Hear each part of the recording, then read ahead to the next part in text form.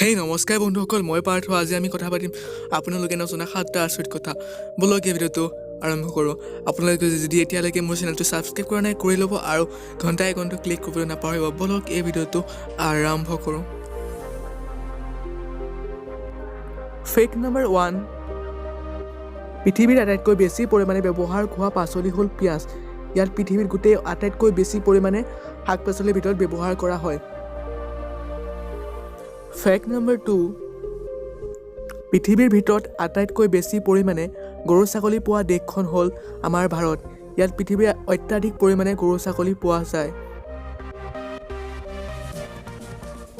Fact number 3, পৃথিৱীৰ আটাইতকৈ ডাঙৰ প্ৰাণীটো হ'ল ছালফাৰ বটম তিমি মাছ। ই প্ৰায় 150 ফুট দীঘল হয় আৰু প্ৰায় 30 ফুট শকত হয়। ই হৈছে পৃথিৱীৰ আটাইতকৈ ডাঙৰ প্ৰাণী। ফেক্ট নম্বৰ 4, পৃথিৱীত প্ৰায় 5000তকৈ বেছি ভাষা কোৱা হয়। ইয়াৰ প্ৰায় 850টা ভাষা আমাৰ ভাৰততে কোৱা হয়।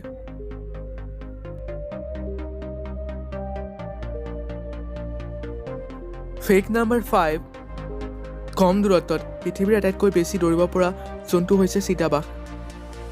ই প্ৰায় 600 মিটাৰ দূৰত্বলৈ ই প্ৰতি ঘণ্টাত 113 কিলোমিটাৰ হিচাপত দৌৰিব পাৰে। ই হৈছে পৃথিৱীৰ আটাইতকৈ বেছি দৌৰিব পৰা জন্তু। ফেক্ট নম্বৰ 6, মাছৰ গাৰ বাকলিৰ আঙুঠিৰ পৰা মাছৰ বয়স জুখি উলিয়াব পাৰি। এইটো এটা বহুত আচৰিত কথা।